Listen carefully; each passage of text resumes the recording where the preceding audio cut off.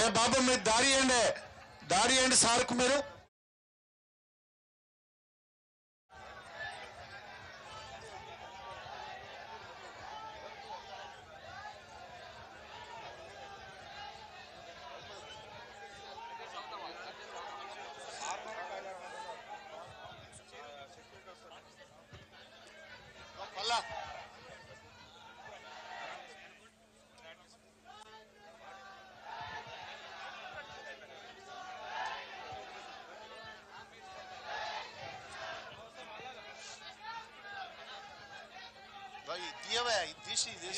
తీసుకో ఆయన కుడి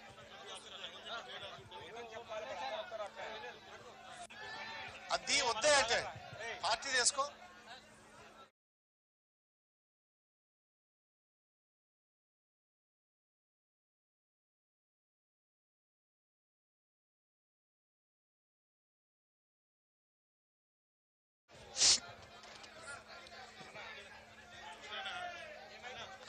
దారి ఇవ్వండి కొద్దిగా.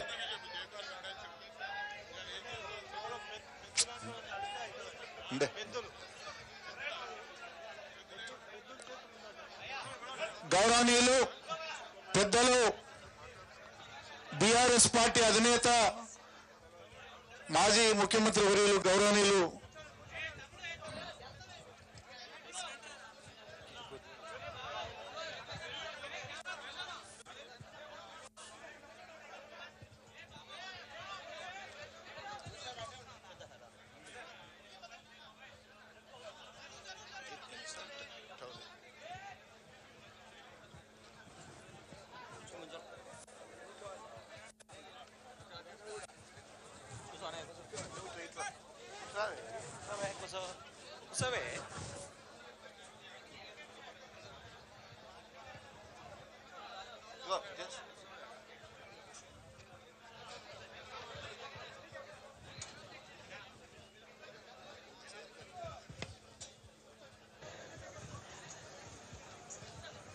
దయచేసి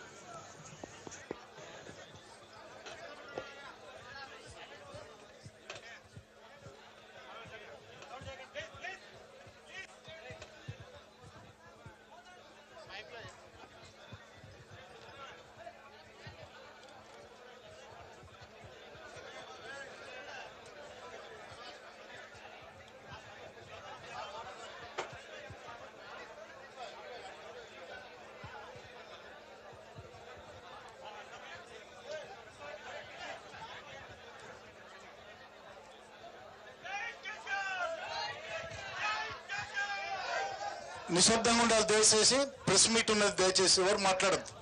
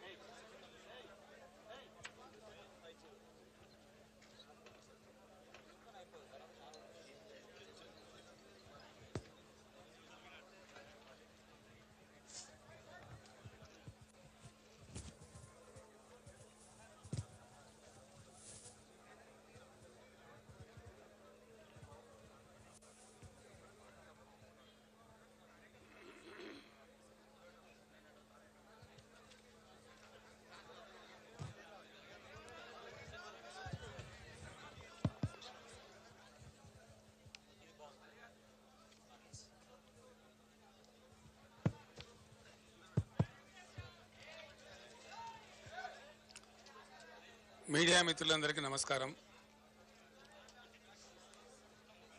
ఈరోజు జనగామ జిల్లా కొంతమేరకు బస్సులో నుండి యాదాద్రి జిల్లా, అట్లాగే సూర్యాపేట జిల్లాలో ఎండిపోయినటువంటి పంటలు మా బృందం అంతా నాతో పాటు కలిసి పరిశీలించడం జరిగింది. చాలా చోట్ల రైతులు పాపం కన్నీరు మున్నీరయ్యి మమ్మల్ని ఎట్లయినా ఆదుకోవాలి, మేము పెట్టుబడి పెట్టి నష్టపోయినాం, బట్ ఖచ్చితంగా మీరు ప్రభుత్వాన్ని డిమాండ్ చేసి మాకు న్యాయం చేకూర్చాలని చెప్పి రైతులు కన్నీరు మున్నీరుగా విలపించినారు. చాలామంది రైతులు నాతో చెప్పింది ఏమంటే, చాలా గ్రామాలలో నీళ్లు ఇస్తామని అన్నారు కాబట్టి, మొదట ఇచ్చిండ్రు కాబట్టి మేము నమ్మి పంటలు వేసుకున్నాము, మొదలే ఇయ్యమని చెప్తే కనీసం వేయకుండా ఉండేవాళ్ళము, మాకు అనవసరంగా ఈ ప్రభుత్వం నష్టం చేకూర్చింది అని చెప్పి వాళ్ళు స్పష్టంగా నాతోనే స్వయంగా చెప్పడం జరిగింది. రెండవది ఏంటంటే, గత 10 సంవత్సరాలు 10లో 2-3 సంవత్సరాలు మినహాయిస్తే 7-8 సంవత్సరాలు వ్యవసాయ స్థిరీకరణ అనే ఒక అంశాన్ని కేంద్ర బిందువుగా పెట్టుకొని రైతు బాగుంటేనే రాజ్యం బాగుంటుంది అనేటువంటి ఒక మంచి ఉద్దేశంతో గత బీఆర్ఎస్ ప్రభుత్వం కొన్ని స్పష్టమైన విధానాలు తీసుకొని చర్యలు చేపట్టింది.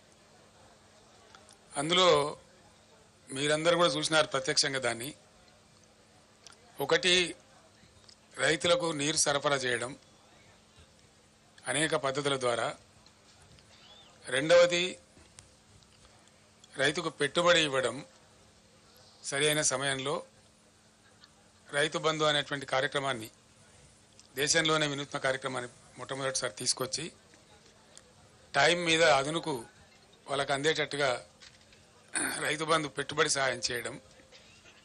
మూడవది, 24 గంటలు రెప్పపాటు కూడా పోకుండా నాణ్యమైనటువంటి విద్యుత్ సరఫరా చేయడం. నాలుగవది, రైతుల యొక్క పంటలన్నీ కూడా 7,600 పైచిలకు కొనుగోలు కేంద్రాలు రాష్ట్ర వ్యాప్తంగా ఏర్పాటు చేసి ప్రతి గింజను ప్రభుత్వమే కొనుగోలు చేయటం. ఐదవది, రైతులకు అనుకోకుండా ఏదైనా సంభవిస్తే వాళ్ళకి రైతు బీమా ఏర్పాటు చేయటం. ఇటువంటి నిర్దిష్టమైనటువంటి పనులతోని వ్యవసాయ రంగం అద్భుతమైనటువంటి దశకు తెలంగాణలో పోయి, దానికి మీరందరూ కూడా సాక్షులు. 2014 ముందు 30-40 టన్నుల ధాన్యం కూడా పండించినటువంటి తెలంగాణ, 3,40 లక్షల టన్నుల ధాన్యానికి మించిన తెలంగాణ 3 కోట్ల పైచిలకు ధాన్యాన్ని ఉత్పత్తి చేసి పంజాబ్కే పోటీగా నిలిచి దేశంలో అగ్రస్థానానికి పోయేటువంటి పరిస్థితికి దూసుకొని పోయింది. ఇది కట్టుకథ కాదు, పిట్టకథ కాదు. ఇది నిజంగా ప్రజలందరి సాక్షిగా, మీ అందరి సాక్షిగా జరిగినటువంటి దృశ్యం మనం చూసినటువంటి. చాలా బరువైనటువంటి గుండెతో నేను మాట్లాడుతూ ఉన్నా, బాధ కలుగుతూ ఉంది. ఇంత షార్ట్ పీరియడ్లో వితిన్ 100 days 110 daysలో ఇంత దుర్భరమైన పరిస్థితి చూస్తామని మేము అనుకోలేదు. రైతులు ఇంత ఏడ్చేటువంటి పరిస్థితికి పోతారని కూడా అనుకోలేదు. మాకే సమాచారాన్ని బట్టి, అందినటువంటి సమాచారాన్ని బట్టి 100 రోజులలో 200 మంది రైతులు ఆత్మహత్యలు చేసుకున్నారు. కొందరు కరెంటు షాకులతోని, కొందరు ఆత్మహత్యలు.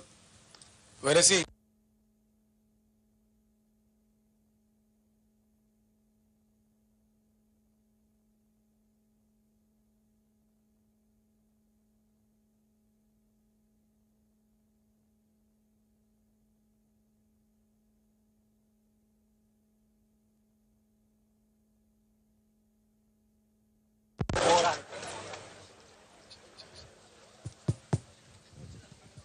అటు ఇట్లా పోతా వస్తూ ఉంటుంది కరెంటు.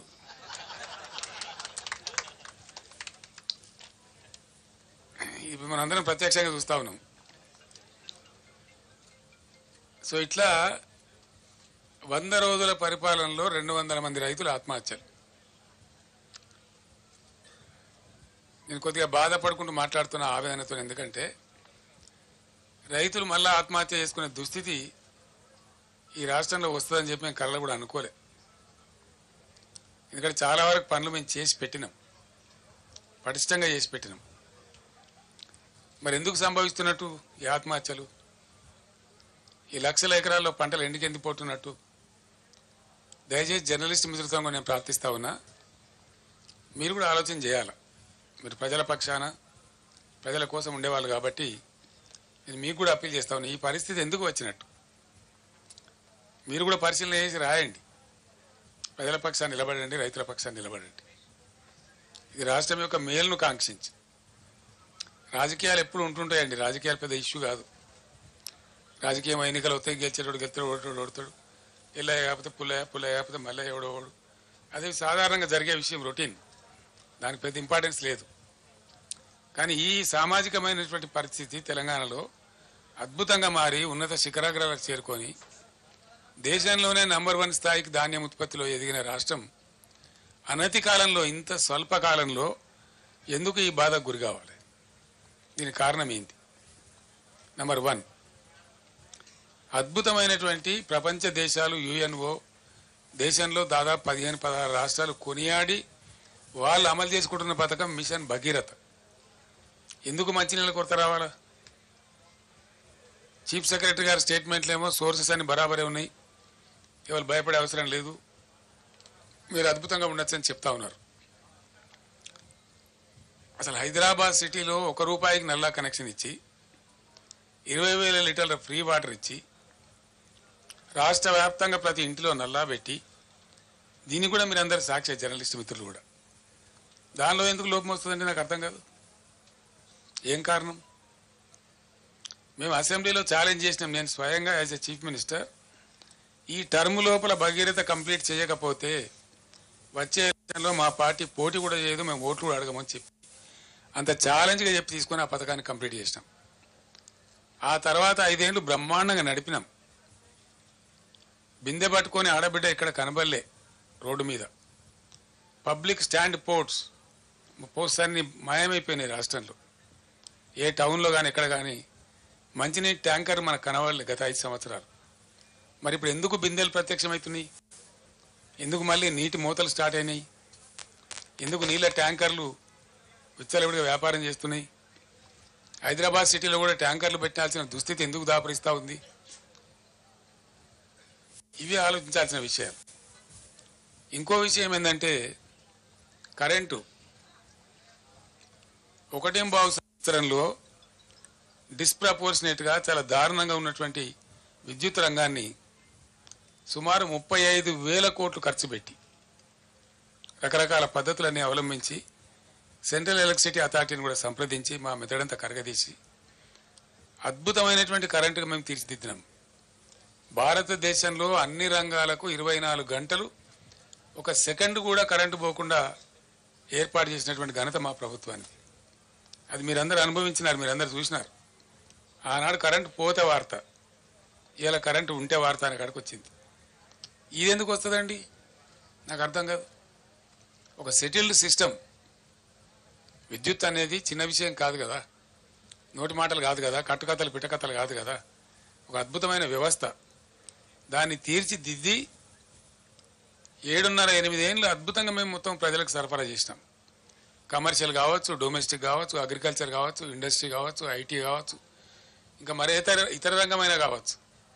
అందరికి కూడా, ప్రజలందరికీ కూడా 24/7 పవర్ అద్భుతంగా సప్లై చేసిన ఒకే ఒక్క రాష్ట్రం భారతదేశంలో తెలంగాణ, అగ్రగామి రాష్ట్రం.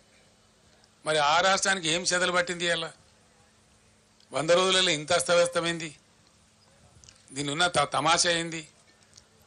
కొత్తగా నడిపించేది ఏం లేదు, కొత్తగా మొదలు మోసేది లేదు, కట్టెలు కొట్టేది లేదు, కొత్తగా పెద్ద గడపరలు పెట్టి తవ్వేది లేదు. ఉన్న వ్యవస్థ ఉన్నట్టు జరిగించలేని అసమర్థత ఏంది, అశక్తత ఏంది? కట్టిన ఇల్లు పెట్టిన పోయి కదా, దాన్ని నడిపించే తెలివి కూడా లేకపోతే ఎట్లా? అంటే మనకు స్పష్టంగా దీన్ని బట్టి అర్థమవుతున్నది ఏంటంటే, ఇప్పుడున్నటువంటి రాష్ట్రాన్ని పరిపాలిస్తున్నటువంటి పార్టీ ప్రభుత్వం యొక్క అసమర్థత, అవివేకం, తెలివి తక్కువతనం, అవగాహన రాహిత్యం, దేన్ని ఎట్లా వాడానో తెలియనటువంటి ఒక అర్భకత్వం మనకు స్పష్టంగా కనపడతా ఉంది. ఉన్న కరెంటును వాడుకోవడానికి తెలివి లేదు, ఉన్న మిషన్ భగీరథ వాడుకునే తెలివి లేదు. అద్భుతంగా వచ్చినటువంటి హైదరాబాద్ నీళ్లు మళ్ళా ఇలా వాటర్ బిల్స్ వస్తూ ఉన్నాయి, ట్యాంకర్లు వ్యాపారం జరుగుతూ ఉంది, కొనలేక జనం చేస్తూ ఉన్నారు, మళ్ళా జనరేటర్లు, ఇన్వర్టర్లు, కన్వర్టర్లు వస్తూ ఉన్నాయి, మళ్ళా స్టెబిలైజర్లు కొనుక్కునే పరిస్థితి వస్తూ ఉంది. మీ అందరి ఇన్ఫర్మేషన్ కోసం నేను ఒక మాట చెప్తా ఉన్నా. హైదరాబాద్కు పెట్టుబడులు ఐటీ రంగంలో, ఇండస్ట్రీలో అద్భుతంగా వస్తున్న తర్వాత హైదరాబాద్ను పవర్ ఐలాండ్ సిటీగా మార్చినాం మేము. ఎటువంటి పరిస్థితి వచ్చిందంటే ఐటీ కంపెనీ వాళ్ళు, పెద్ద పెద్ద వాళ్ళు, చాలా పెద్దవాళ్ళు, ఇంటర్నేషనల్ దిగ్గజాలు, న్యూయార్క్లో పోతుంది పవరు, లండన్లో పోతుంది, కానీ హైదరాబాద్లో పోదురా అనే స్థితి తెచ్చినాం. అది మీకు నేను బట్టి స్టోరీ లాగా చెప్తలేను. దాన్ని ఏం చేసినామంటే బీఆర్ఎస్ ప్రభుత్వం వచ్చిన కొత్తలో ఈ రాష్ట్రంలో నేషనల్ గ్రిడ్కు మన రాష్ట్రం కనెక్టెడ్ లేకుండే, అనుసంధానం లేకుండే. ఒక 5-6 లైన్స్ వార్దా డిచ్పల్లి కావచ్చు, వరంగల్ వరోరా కావచ్చు, అంగుల్ పలాస కావచ్చు, PGCIL power grid corporation of India limited ఎంబడి నేనే పడి, నేనే చేసి రాత్రింబవళ్ళు వాళ్ళతోని కొట్లాట పెట్టుకొని ఈ 3 లైన్లు కల్పించినాం.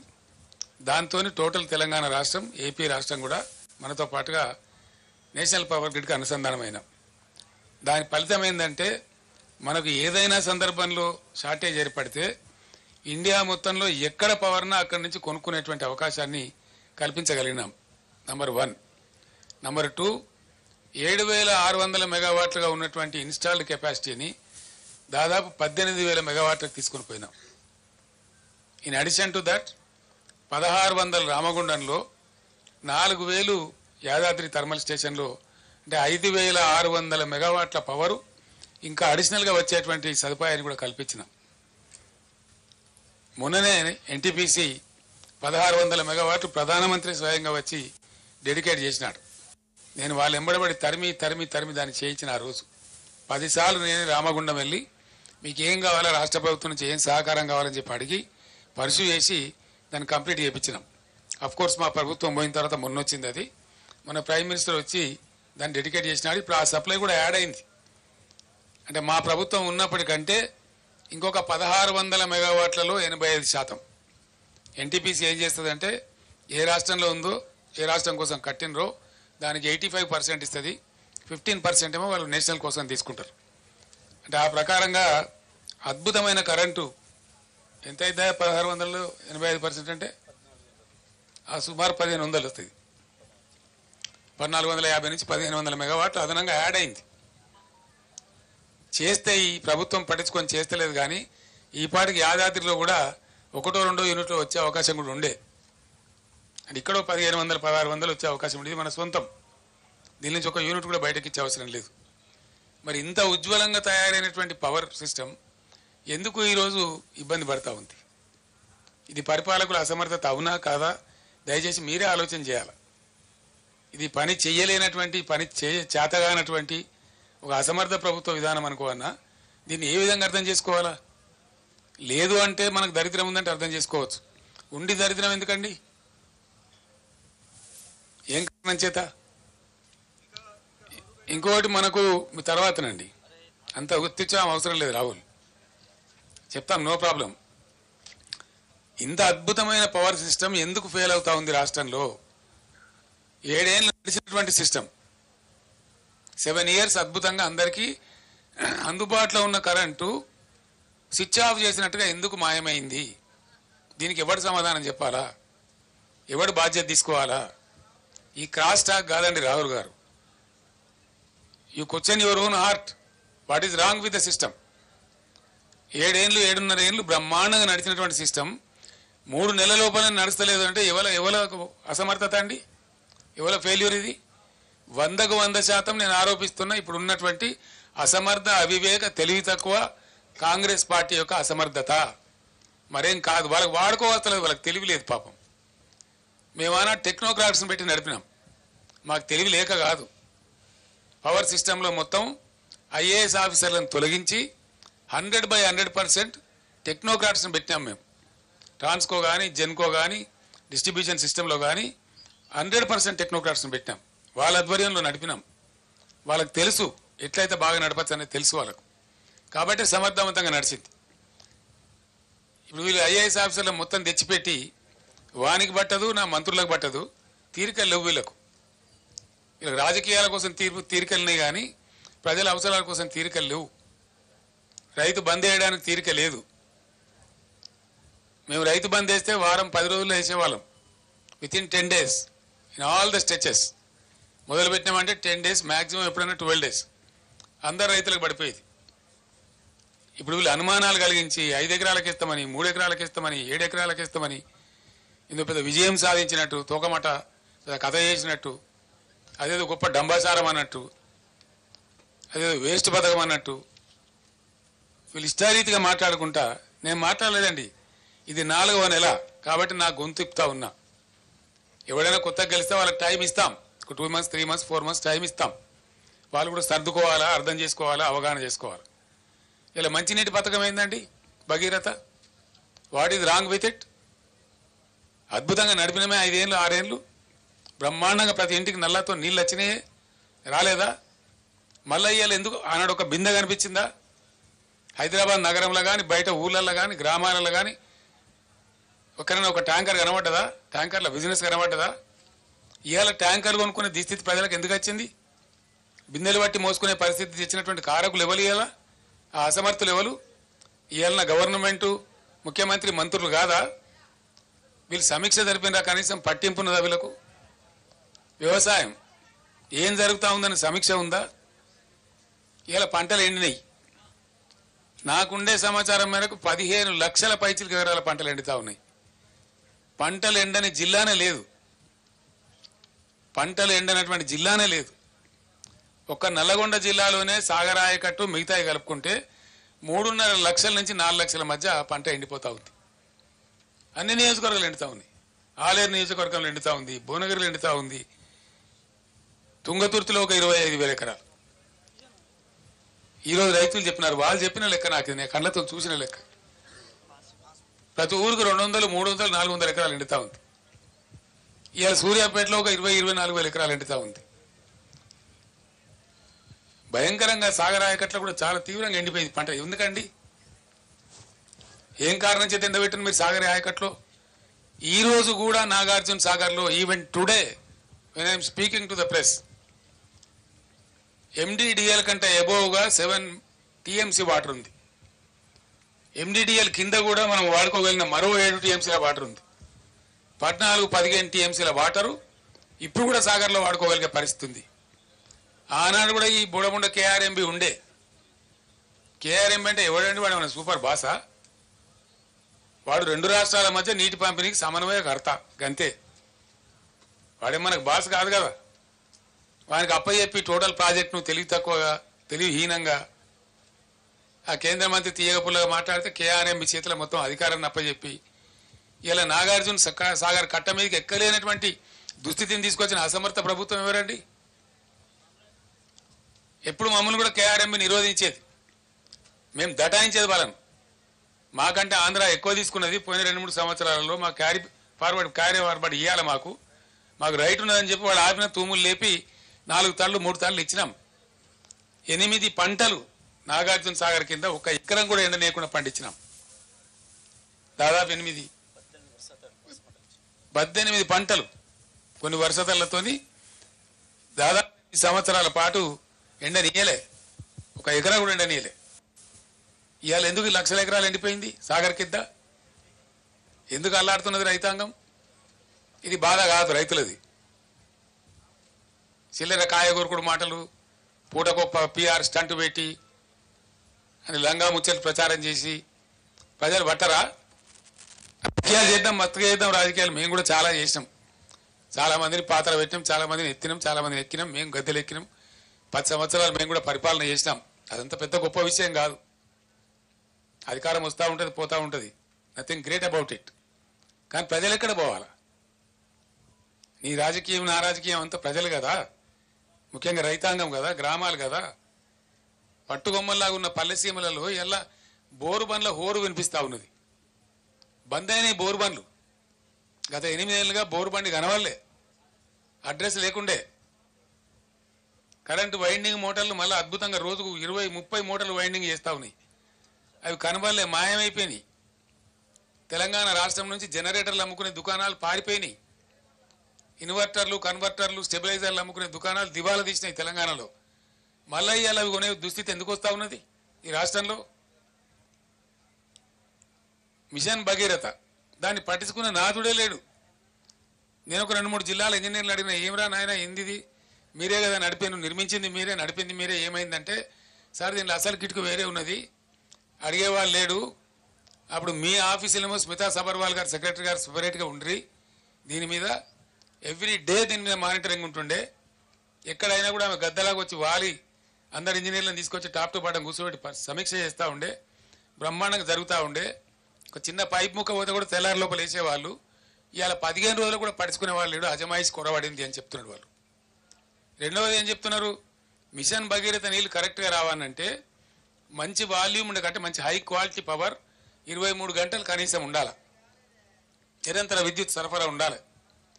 ఈ ప్రభుత్వం యొక్క తెలివి తక్కువతనం వల్ల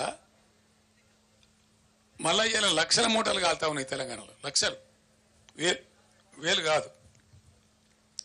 ఒక్కొక్క రైతు మూటలు 2 సార్లు 3 సార్లు కూడా కాలుతా ఉన్నాయి.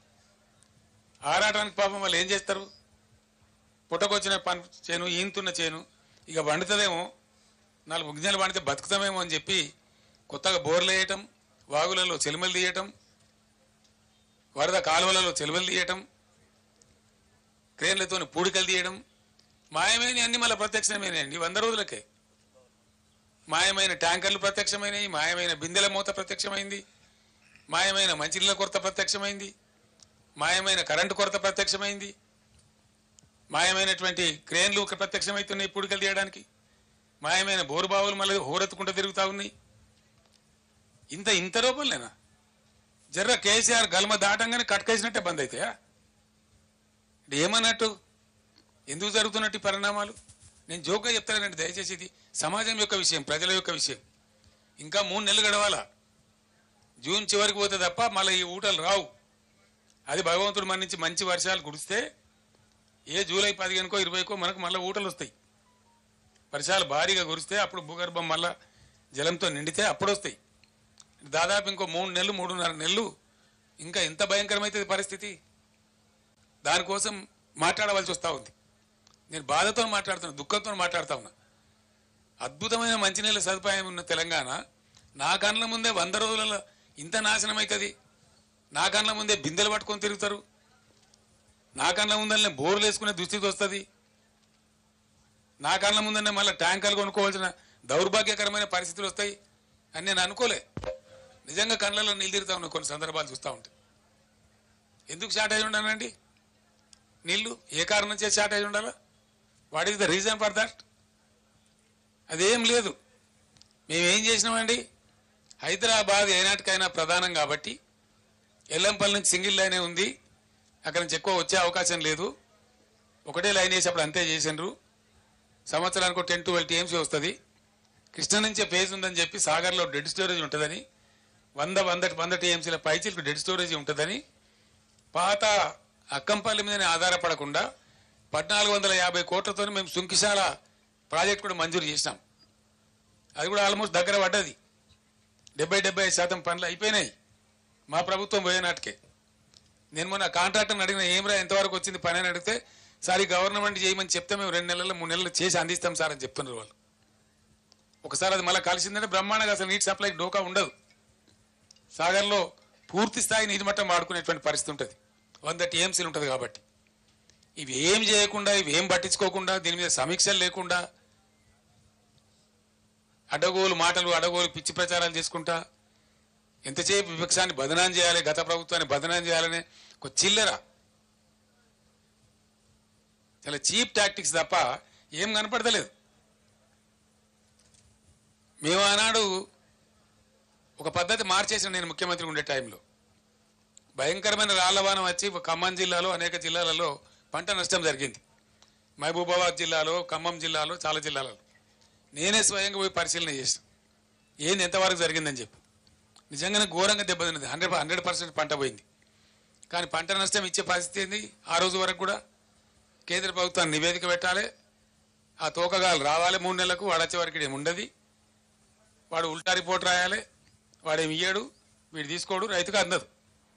దాంతో నేనే నిర్ణయించి రైతులు బలపడుతున్నారు కాబట్టి తెలంగాణ రాష్ట్రంలో మంచిగా అవుతున్నారు కాబట్టి మళ్ళా వాళ్ళ పరిస్థితి దిగజారద్దని చరిత్రలో ఎప్పుడు లేని విధంగా ఎకరానికి 10,000 రూపీస్ ఇచ్చిన నేను ఇన్స్టెంట్ శాంక్షన్ అంత వెరీ డే ఆ పొలంలో నిల్చుండే అనౌన్స్ చేసి 5-6 రోజుల లోపల వాళ్ళకి నష్టపరిహారం అందజేసినాం. ఏ తుంగతుర్తికి 6 కోట్లు ఇచ్చినాం. మొత్తం దాదాపు 149 కోట్ల రూపాయలని పంపిణీ చేసినాం ఇమీడియట్గా రైతులకు. అదే విధంగా 149 crores ఇచ్చినాం. రెండో విడత అంటే సుమారు ఒక 500 కోట్ల రూపాయలను పంచినాం రైతులకు మేము. ఇవాళ లేదండి, రాలవనవాడి అడిగే దిక్కు లేదు. ఓ మంత్రి ఓడు, ఓ ఎమ్మెల్యే ఓడు, దొంగలు కదా ముఖం సాటేసినట్టు. ముఖ్యమంత్రికి అయితే పట్టేలేదు, ఢిల్లీ యాత్రలే సరిపోతాయి. ఏది మరి నాకు అర్థం కాదు. ఎమ్మెల్యేలు ఓరు, ఎంపీలు ఓరు, మంత్రులు ఓరు, అధికారుల బృందాలు పంపించారు. మేము ఒకటే మాట చెప్తా ఉన్నాం, ఇవాళ ఏది ఏమైనా సరే రణరంగమైనా సరే ఈ ప్రభుత్వాన్ని మెడలు వంచుతాం, వదిలిపెట్టం ఎట్టి పరిస్థితులలో, ఎట్ ఎనీ కాస్ట్. మేమన్నాడు 10,000 రూపాయలు ప్రపంచంలో ఇయ్యాలి 10,000 రూపాయలు, 2,000 చేదో ఇచ్చి చిల్లర చేతులు దులుపుకునేది. మేము 10,000 రూపాయలు ఇన్స్టెంట్గా ప్రకటించి 500 కోట్లు సుమారు పంచినాం. 450-460 కోట్లు పంచినాం. ఇలా అతి లేదు గతి లేదు. సుమారు 1,00,000 ఎకరాలలో పంటలు పోయినాయి, రాళ్ల వనాలు పడి, అకాల వర్షాలు పడి, కొన్ని హోరు గాలికి దెబ్బతిన్నాయి, వర్షాలు గుడిసి దెబ్బతిన్నాయి, కొన్ని రాళ్లవానకి దెబ్బతిన్నాయి. దానికి దిక్కులేదు, దాని గురించి మాట్లాడడం లేడు. ఇవాళ ఉన్న మంత్రి, ముఖ్యమంత్రి, ఉప ముఖ్యమంత్రి వీళ్ళంతా ఏం మాట్లాడారండి? అసలు వాళ్ళ ముఖాలకన్నాడు ఇయ్యలే. వాళ్ళు దిగిపోయిన నాడు కూడా 470 కోట్లు బకాయిలు పెట్టిపోతే మేము ఇచ్చినాం ఇన్పుట్ సబ్సిడీ. బీఆర్ఎస్ గవర్నమెంట్లో ఇచ్చినాం. వాళ్ళు ఎగబెట్టిపోతే 2014లో ఎగబెట్టిపోతే 2-3 ఏళ్ళ నుంచి ఉన్న బకాయిలు పెండింగ్ పెట్టిపోతే మేము క్లియర్ చేసినాం అవి క్యాబినెట్లో తీర్మానం చేసి. ఈరోజు మేము ఏం పెట్టలే, బకాయిలు లేవు. ఇలా జరిగింది. మేమన్నా 10,000 ఎప్పుడు చరిత్రలో ఇయ్యని 10,000 50 ఏళ్ళ కాంగ్రెస్ పరిపాలనలో ఎన్నడూ తెలుగుదేశం పరిపాలనలో ఎవడు ఇయ్యని 10,000 రూపాయలు మేము ఇస్తే దాన్ని కూడా ఎకసక్కం చేసి మాట్లాడినారు, ఘోరంగా మాట్లాడినారు. ఏ మూల సరిపోద్దండి 10,000, 20,000 రూపాయలు ఇవ్వాలి అని మాట్లాడినారు. మరి ఇలా ఏడ వండుకున్నారు? తలకాయ ఎక్కడ పెట్టుకున్నారు? ఏం చేస్తున్నారు? గుడ్డిగురాల పనులు తోముతున్నారా? వీళ్ళు రైతులు గారా? వీళ్ళు ప్రజలు గారా? పట్టింపు లేదా? వాళ్ళ తరఫున మాట్లాడటం లేరనుకుంటున్నారా? ఒక మహాసముద్రం అంత పార్టీ బీఆర్ఎస్ పార్టీ ఉంది, ఊరుకోదు. ఎట్టి పరిస్థితులలో 100కు 100% రైతుల పక్షాన పోరాటం చేస్తాం. ఖచ్చితంగా ప్రభుత్వాన్ని నేను డిమాండ్ చేస్తాను. ఇలా సూర్యాపేట నుంచి ఈ ఎండిపోయిన పంటలకు మీరే ఎండబెట్టిండ్రు కాబట్టి, మీ అసమర్థత వాళ్ళు ఎండగొట్టిండ్రు కాబట్టి, మీ అసమర్థత కాదు అని మీరు ఒప్పుకోకపోయినా ఎండిపోయినాయి కాబట్టి వెంటనే జిల్లా కలెక్టర్లకు ఆదేశాలు ఇచ్చి ఎన్యూమరేట్ చేయించాలి. ప్రతి ఒక్క ఎకరం ఏ జిల్లాలో, ఏ గ్రామంలో, ఏ మండలంలో, ఏ రైతుది ఎంత ఎండింది అవి లెక్కలు తీయాలి. అండ్ ఖచ్చితంగా ధరలన్నీ పెరిగినాయి కాబట్టి, భారమైంది కాబట్టి ఇలా 25,000 రూపాయలు నష్టపరిహారం ప్రతి రైతుకు ప్రతి ఎకరాకు చెల్లించాలి. This is our demand. చేసేంత వరకు మిమ్మల్ని వేటాడతాం, వెంటాడతాం, ధర్నాలు చేస్తాం, నిద్రపోనీయం. ఎక్కడికక్కడ మీ మంత్రులను, మీ ఎమ్మెల్యేలను నిలదీస్తాం. గ్రామాలలో ప్రజాస్వామ్యంలో డెఫినెట్గా అడిగే హక్కు మాకు ఉంటుంది కాబట్టి, ప్రధాన ప్రతిపక్ష పార్టీగా ప్రజల పక్షాన మాకు ప్రజలు ఇచ్చిన పాత్ర అదే కాబట్టి మేమది న్యాయం చేయాలి. వాళ్ళ గొంతే మేము ఇవ్వాలి. ఈ రాష్ట్రంలో ప్రధాన ప్రతిపక్ష 39 ఎమ్మెల్యేలను గెలిపించి మేమేం రౌట్ కాలే. ఈ రాష్ట్రంలో మీరు ఒక్కరినో ఇద్దరినో కుక్కలో నక్కలను గుంజుకొని ఓహో ఆహా అని సంఖ్యలు గుద్దుకోవచ్చు. అది చాలా చిల్లర, చీప్ టాక్టిక్స్. అది it's a cheap political stunt which is uncared. ప్రజా సమస్యల ముందు, ప్రజల యొక్క బాధ ముందు, ఎండిన పంట పొలాల ముందు ఈ చిల్లర రాజకీయాలు కాదు. ఇవి నడుస్తూనే ఉంటాయి, దీనికి పెద్ద ఇష్యూ కాదు. కానీ ఎండిన ప్రతి ఎకరాను మీరు వెంటనే ఎన్యూమరేట్ చేయించాలి. మా బీఆర్ఎస్ దళాలు తిరుగుతున్నాయి, మేము ఎన్యూమరేట్ చేస్తూ ఉన్నాం. మా మంత్రులు, మా మాజీ మంత్రులు, ఎమ్మెల్యేలు, ఎంపీలు ఉన్నోళ్ళంతా మా ఎమ్మెల్సీలు తిరుగుతూ ఉన్నారు. ఖచ్చితంగా తీస్తాం, లెక్కలు పెడతాం, మిమ్మల్ని బజార్లకు ఈడిస్తాం. 100కు 100% మీ చేత కక్కిస్తాం. అది మీరు కట్టి తీరాలి. అది ప్రభుత్వ బాధ్యత. ఆనాడు మేము ఇచ్చినాం, మమ్మల్ని ఎక్కసక్కలాడిన మీరు ఇలా మేము డిమాండ్ చేస్తా ఉన్నాం 25,000 రూపాయలు ప్రతి ఎకరానికి కట్టి ఇవ్వాలి. దానికోసం డెఫినెట్గా మిషన్ భగీరథ నీళ్ళ సప్లై కూడా వెంటనే పునరుద్ధరించాలి. కరెంటు కూడా ఏముందండి నాకు అర్థం కాదు. పెద్ద మగవాళ్ళకి అసెంబ్లీలో ఉపన్యాసాలు చెప్పినారు. కరెంటు అప్పులు చేసింది, కరెంటు అప్పులు చేస్తా అది ఎవరి కోసం చేస్తుందండి? కరెంటు అప్పులు చెయ్యాలి, ఎందుకు చేయకూడదండి? నేను అడుగుతా ఉన్నా. రైతాంగం పంటల మీద పెడతారా? ఆయన నేను చెప్పిన అసెంబ్లీలో గంట సేపు చెప్పిన ఉపన్యాసంలో పీక్ అవర్స్ వచ్చినప్పుడు ఒక 2 నెలల పాటో 3 నెలల పాటో నెలకో 1,000, 1,200, 1,400 కోట్లు పెట్టి 1,400, 1,200 కోట్లు కాదు ఇక్కడ ఇష్యూ, ఎన్ని కోట్లు అన్నది కాదు. ఎంత కరెంటు షార్టేజ్ ఉంటే అంత పర్చేజ్ చేయాలి, ఇవ్వాలి, సప్లై చేయాలి. మేము అదే పని చేసినాం. అందుకే ఆనాడు రెప్పపాటు కరెంటు పోలే. మేము ఇప్పటికప్పుడు సమీక్షలు చేసుకొని కొంతమేర పెంచిన తర్వాత అప్పటికి లోడ్ ఏర్పడుతుంది అన్నమాట. అనూహ్యమైన లోడ్ వస్తుంది. మా అప్పటికంటే ఇప్పుడు ఎక్కువ లోడ్ ఏం రాలే, అంతే 500-600 మెగావాట్లే వచ్చింది. మేమున్నప్పుడు పీక్ లోడ్ 14,900 పైచీలకు పోయింది. మొన్న పీక్ లోడ్ 15,600లకు పోయింది. అంటే దాని అర్థమైంది ఒక 600-700 మెగావాట్లు ఎక్కువైంది. అది మీరు కొంటలేరు. మీరు కూడా కొంత కొంటున్నారు కానీ ఎంత అవసరమో రైతులకు రాష్ట్ర ప్రజలకు అంత మీరు కొంటలేరు. కాబట్టి కరెంట్ వస్తలేదు. చాలామంది రైతులు నాతో చెప్పినారు, ఎందుకు కాలుతున్నాయి మోటార్లు? మొన్నటిదాకా 8 ఏళ్ళు కాలని మోటార్ ఎందుకు కాలుతుంది సార్? చాలాసార్లు వస్తున్నది పోతున్నది, వస్తున్నది పోతున్నది. రోజులో 5 సార్లు 6 సార్లు 7 సార్లు వస్తున్నది పోతున్నది. అక్కడక్కడ మా వాళ్ళు సభలు మాట్లాడుతుంటే పోతా ఉన్నది. ఇదే జగదీశ్వర్ రెడ్డి గారు సూర్యాపేట సభ నల్లగొండలో సభ మాట్లాడుతుంటే 5 సార్లు పోయింది. పోయినప్పుడల్లా బయట కింద కూర్చున్న వాళ్ళంతా జై కాంగ్రెస్ అంటారు. ఇది పరిస్థితి. అయినా మీకు సీమ కుట్టినట్లేదు, మీకు బాధ లేదు, ఇబ్బంది లేదు. ఈసారి బడగాడుపులు ఉంటాయని చెప్తున్నారు, భయంకరమైన గాడుపులు ఉంటాయని చెప్తున్నారు. అయినా పట్టించుకునే పరిస్థితి లేదు. కానీ మేము మాత్రం ఊరుకునే పరిస్థితి కాదు. ఎట్టి పరిస్థితులలో మీకు అసలు పట్టింపలేదు రైతులంటే. రైతు బంద్ చేయడానికి పెద్దగా హరిగోస పెట్టినారు వాళ్ళను. వస్తుందా రాదా ఒక భయంకరమైనటువంటి పరిస్థితి తెచ్చినారు. సాగునీరు ఇవ్వడంలో విఫలమైనారు, తాగునీరు ఇవ్వడంలో ఘోరంగా విఫలమవుతా ఉన్నారు. ఏం కారణం? ఇప్పటికైనా మేల్కోండి.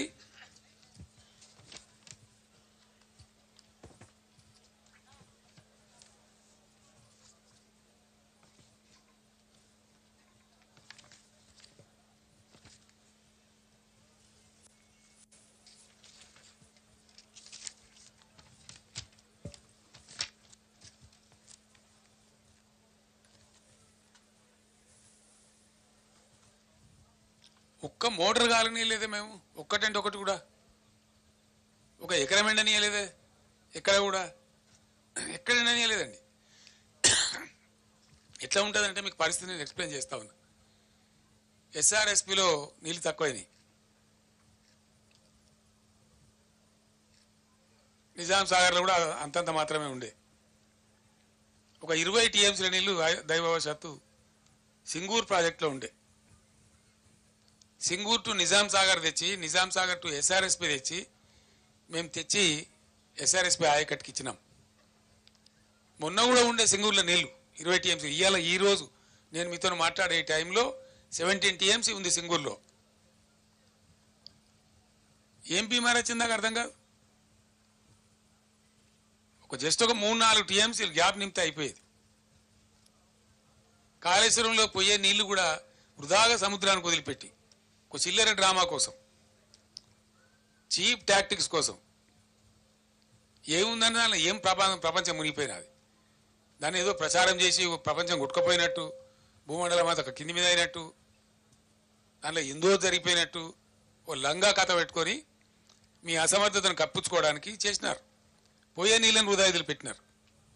మొన్నటి వరకు అండి, మొన్నటి వరకు విచిత్రం ఏంటంటే మొన్నటి వరకు కూడా 6,000, 7,000, 8,000 క్యూసెక్లు పోయినాయి. సింగిల్ మోటార్ నడిపి కూడా కాలువలు నడిపించచ్చు, నీళ్ళు నడపచ్చు, బ్రహ్మాండంగా నడపండచ్చు. అద్భుతంగా నీళ్ళు ఎత్తే అవకాశం ఉండే. డిసెంబర్లో మంచి నీళ్ళు పోతాయి. వీళ్ళు గవర్నమెంట్కి వచ్చే టైంలో 25,000, 30,000 క్యూసెక్ల నీళ్ళు పోతూ ఉంటాయి. ఏమైంది దాన్ని ఎత్తడానికి నాకు అర్థం కాదు. తీయమా? ఎమర్జెన్సీ ఉంటుంది తీయమా?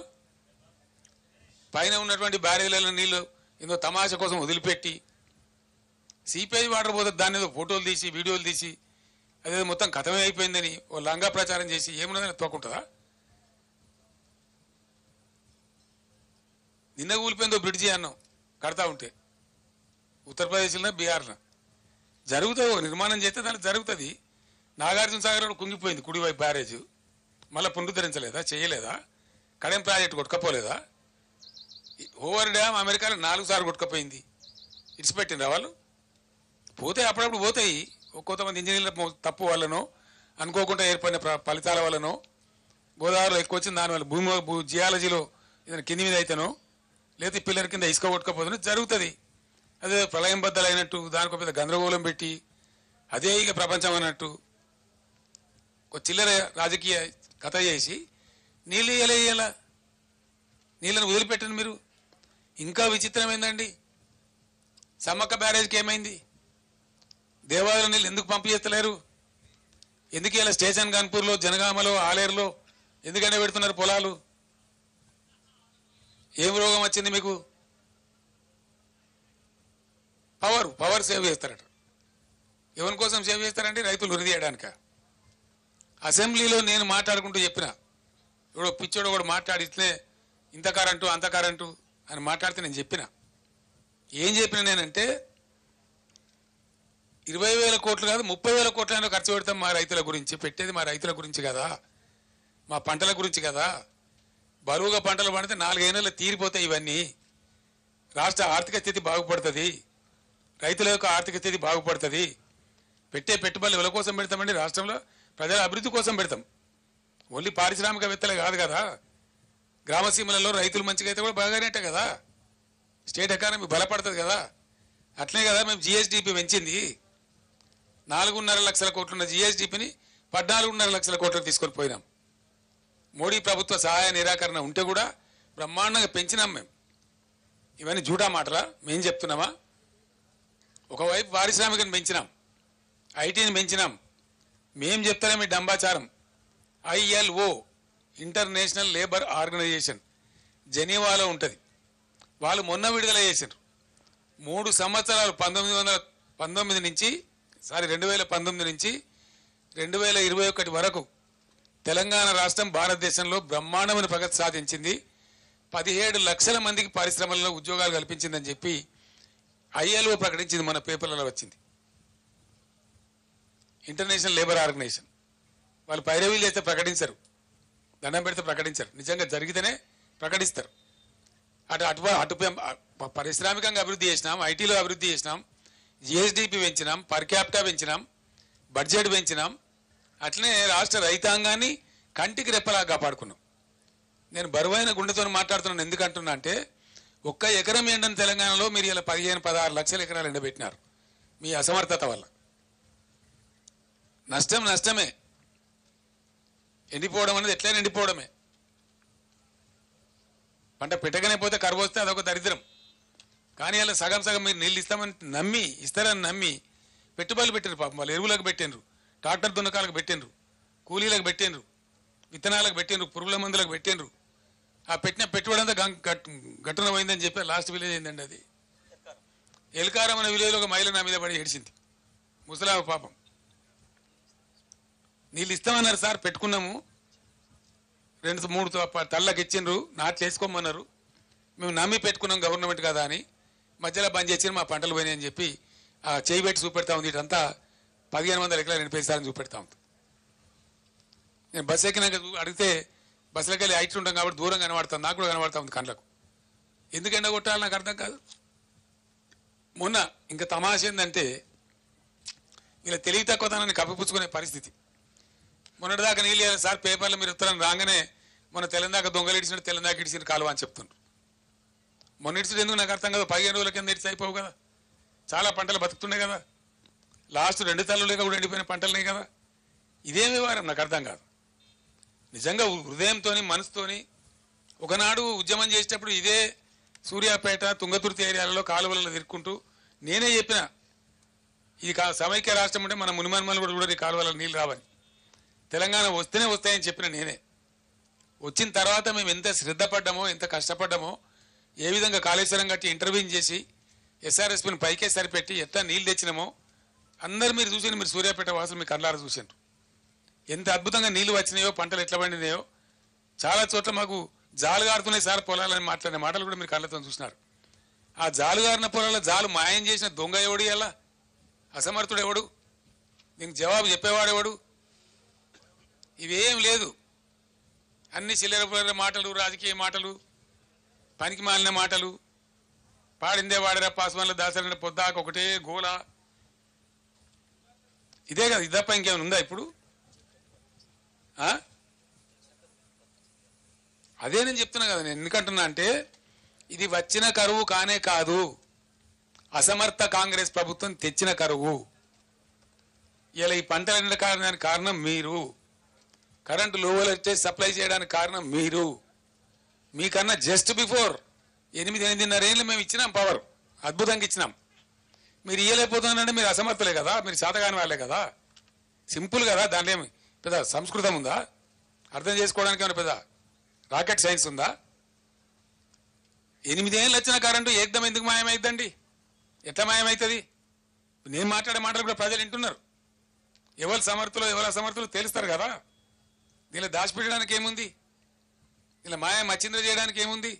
కళ్ళ ముందు కనబడుతున్న నగ్న సత్యం కదా. ఇలా బాధ కలిగి దుఃఖం కలిగి నేను మాట మాట్లాడుతూ ఉన్నా. 10 ఏళ్ళు బ్రహ్మాండంగా మేము రైతులను కడుపులో పెట్టుకొని సాధినాం. వాళ్ళకి పెట్టుబడి ఇచ్చి, పంటలు కొనుగోలు చేసి, రైతు బంధు ఇచ్చి, రైతు బీమా ఇచ్చి, అనేక సదుపాయాలు చేసి, అకాల వర్షాలు వస్తే 10,000 రూపాయల పంట సాయం ఇచ్చి, అన్ని రకాలుగా వాళ్ళని కాపాడుకున్న రైతులను మా కళ్ళ ముందే మీరు నాశనం చేస్తూ ఉంటే, మళ్ళీ వాళ్ళ కళ్ళలో నీళ్ళు వస్తూ ఉంటే, మళ్ళీ వాళ్ళ ఆత్మహత్యలు చేసుకుంటా ఉంటే నేను బరువెక్కిన గుండెతో మాట్లాడుతూ ఉన్నా. మంచిది కాదు, మీకు కూడా మంచిది కాదు ఇది. I'm sorry, I'm speaking with pain. కారణం ఏంటంటే బాధ కలిగి, ఇబ్బంది కలిగి మాట్లాడుతూ ఉన్నా నేను ఈ మాటలు. ఒకటే స్టేజ్ వచ్చిన నేను ఆ కరీంనగర్ జిల్లా వాళ్ళు కూడా రమ్మని ఒకటే గొడవ పెడతా ఉన్నారు. పెద్ద ఉద్యమం చేద్దాం సార్, ఈ ప్రభుత్వాన్ని నిద్ర కూడా పోనీయం, వాళ్ళ సంగతో మా సంగతో తేలాలి ఒకసారి.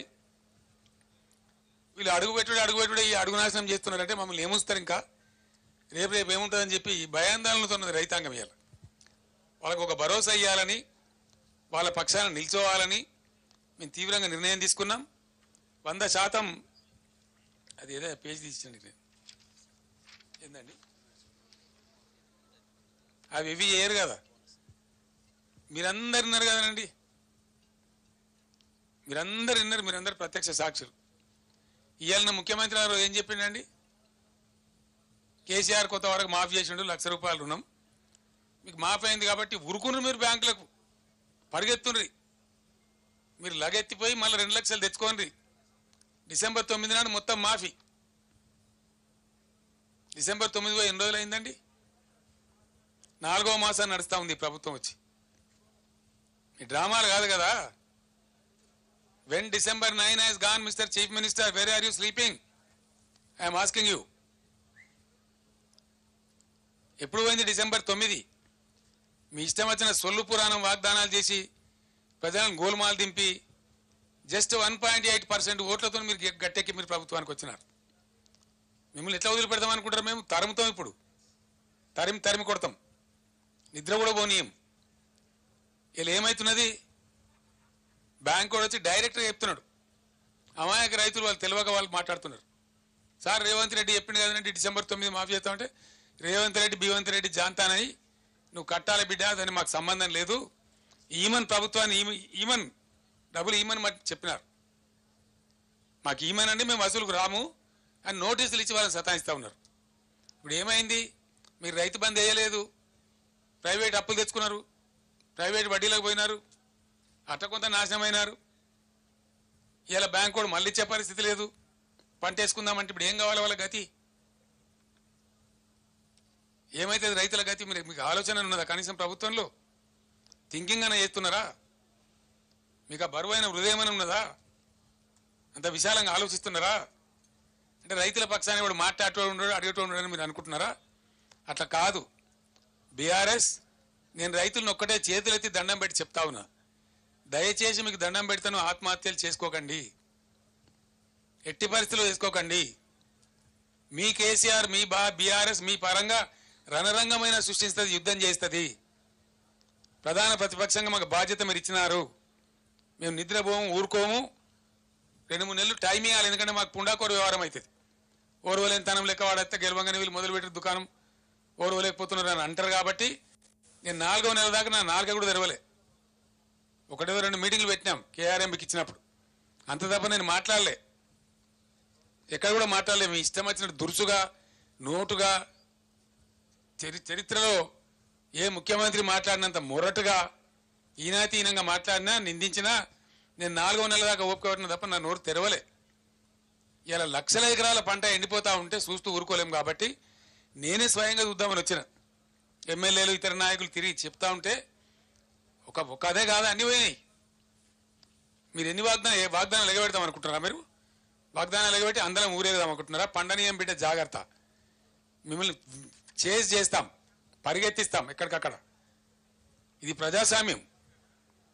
మీరేదో 4 కార్యకర్తల మీద 4 పోస్టులు ఇంకా తమాష ఏంటంటే తుంగతుర్తిలో ఎవడో చెప్తున్నాడు, సార్ మీకు వస్తే చెప్తామని చెప్పి కాంగ్రెస్ వాళ్ళు బెదిరిస్తున్నారు సార్ అని చెప్తున్నాడు.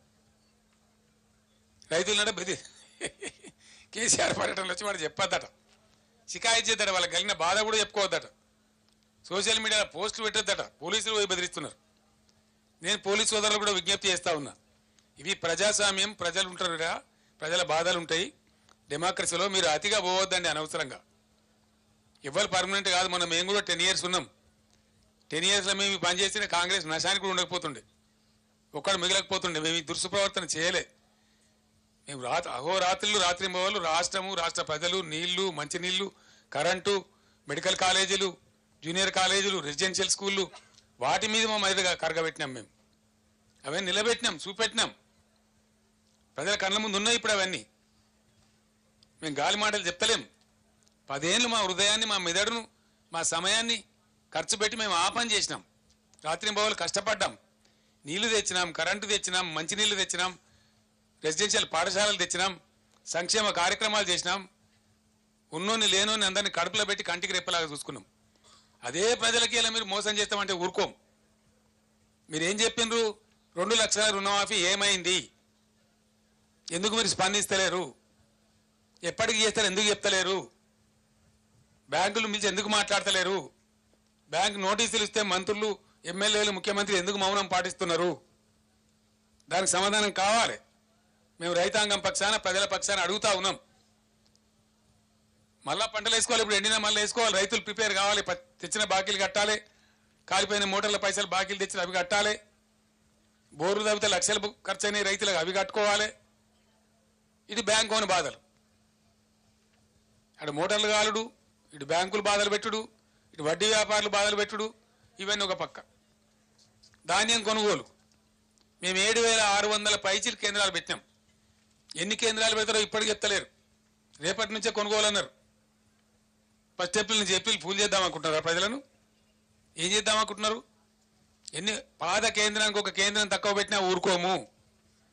పోయిన పంట పోను, కొత్త పంట వస్తుంది కాబట్టి ఆ వచ్చే పంటకు 500 బోనస్ కట్టి తీరాల. ఎట్టి పరిస్థితులలో మిమ్మల్ని వేటాడతాం. 500 రూపాయల బోనస్ ఇస్తామని మీరు చెప్పినారు. అన్ని పంటలకు ఇస్తామన్నారు.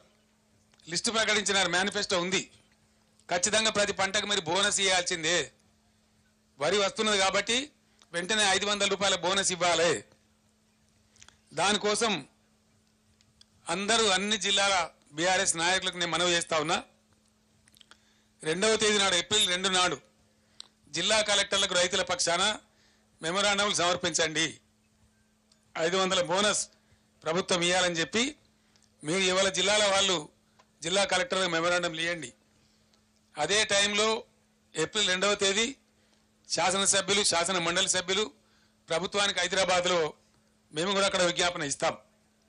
మేము ప్రజల తరఫున డిమాండ్ చేయాలి కాబట్టి, ఆ రికార్డు ఉండాలి కాబట్టి 2nd నాడు మేము కూడా అక్కడ ఇస్తాం. మీదేమో జిల్లాలలో ఎక్కడ నాయకులు అక్కడ ఇవ్వండి.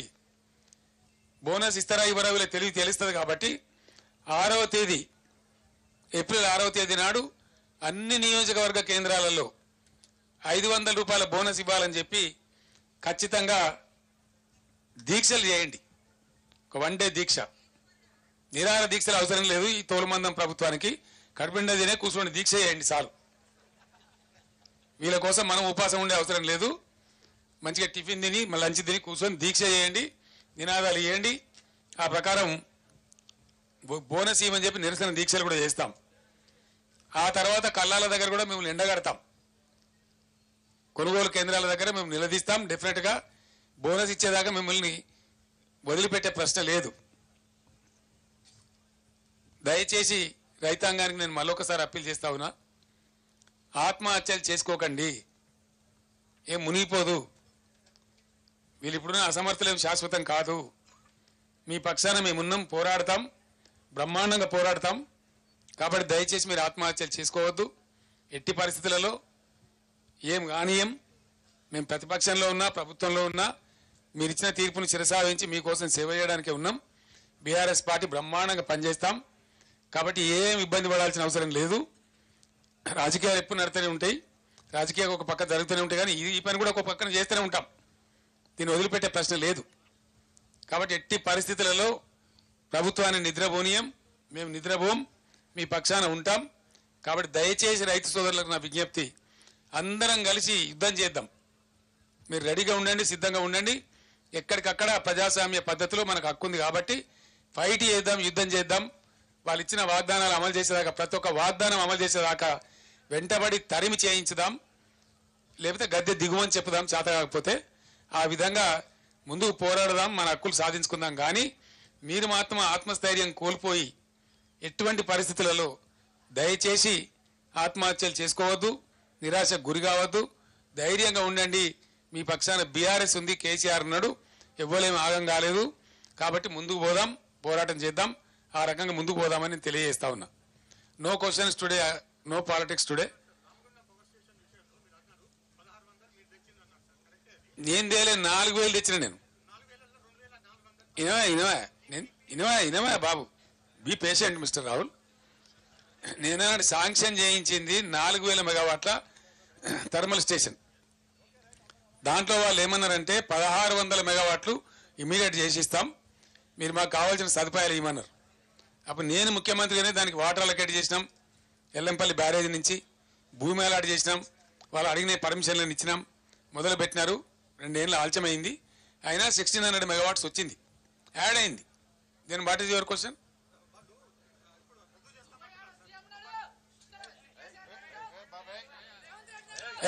ఏ బాబు బయటకు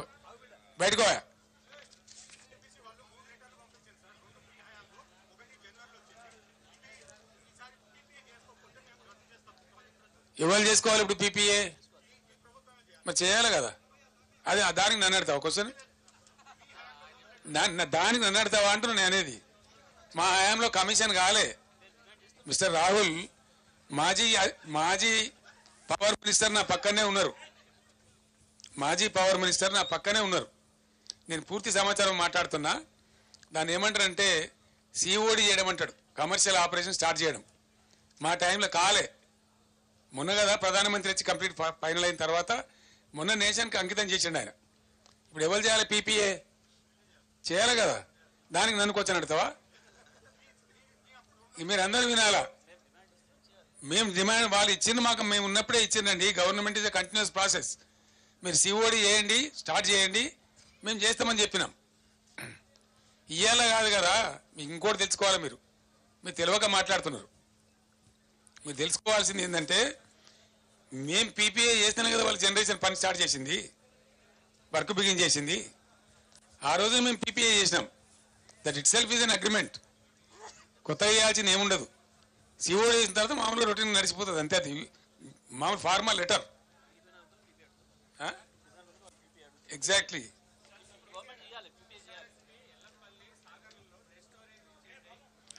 ఎందుకు చేయని అంటే నేను అనేది ఎవరి అసమర్థత వల్ల. ఎల్లంపల్లి డెడ్ స్టోరేజ్ ఎందుకు అయిందండి? అయిందా? 6% వర్షపాతం ఎక్కువైంది. రాసుకోండి మీరు. 6% ఎక్కువైందండి వర్షపాతం. సాధారణ వర్షపాతం కంటే 6% వర్షపాతం ఎక్కువ పడ్డది. ఇది నేను చెప్పేది కాదు. ఇండియన్ మ్యాటర్నరీ వాతావరణ శాఖ వాళ్ళు చెప్పిన లెక్క ఇది. It's not my record.